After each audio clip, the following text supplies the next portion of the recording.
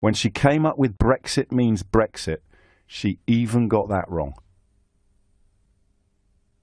The idea that she could trigger it using the royal prerogative without talking to our sovereign elected democratic parliament, the seat of democracy in this country, she even got that wrong.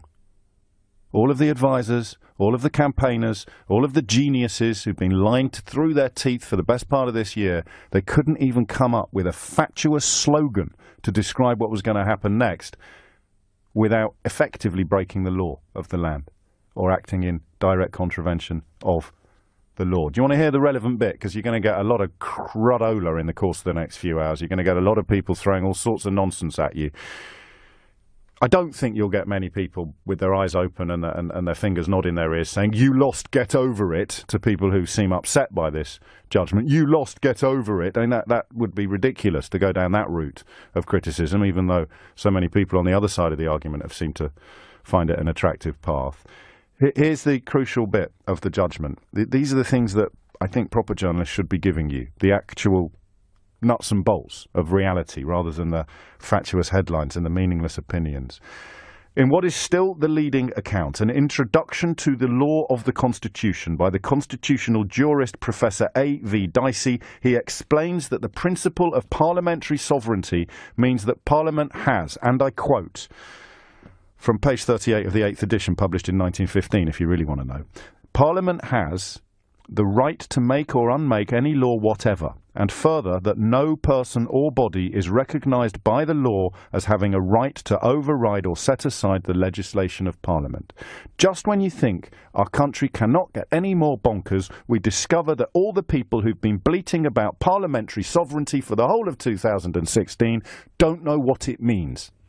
They actually don't know what it means. These ludicrous belches about sovereignty and control coming from people who actually don't know what it means. They've probably never heard of A.V. Dicey.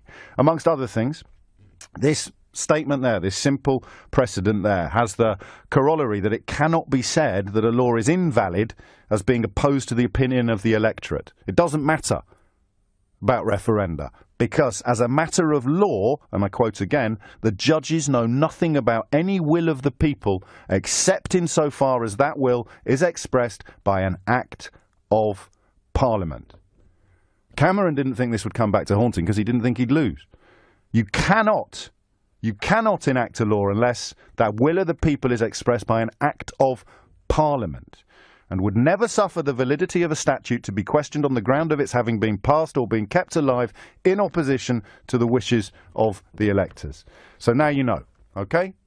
Sovereignty, parliamentary sovereignty, democracy demands that the people we elect to run our country and to scrutinise the government have the final say on what the country does.